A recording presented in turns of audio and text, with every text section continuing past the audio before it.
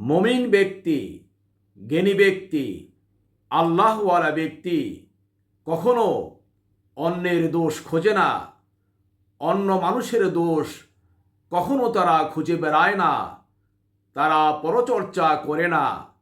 সদা সর্বদা তারা নিজেদের দোষ খুঁজে, তারা আত্মসমালোচনা করে, নিজের দোষ, নিজের ভুল, নিজের অপরাধ কোথায় আছে তা একটি একটি করে খুঁজে সব সময় তারা নিজেদেরকে সংশোধন করতে চেষ্টা করে।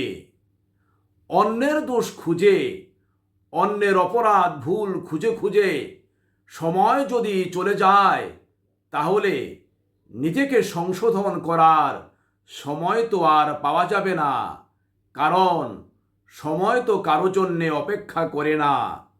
অতএব আল্লাহওয়ালা মানুষ, জ্ঞানী মানুষ, মুমিন ব্যক্তি সব সময় নিজেকে সংশোধন করার, নিজেকে শুদ্ধ করার, পরিশুদ্ধ করার আপ্রাণ চেষ্টা করতে থাকে, সাধনা চালিয়ে যেতে থাকে।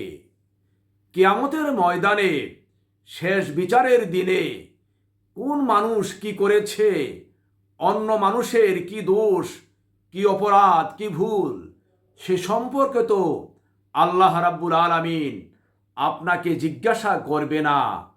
আল্লাহ রাব্বুল আলামিন আপনি কি ভুল করেছেন, আপনার কি কি দোষ রয়েছে, কি কি অপরাধ রয়েছে, তা আপনার থেকে জিজ্ঞাসা করবে।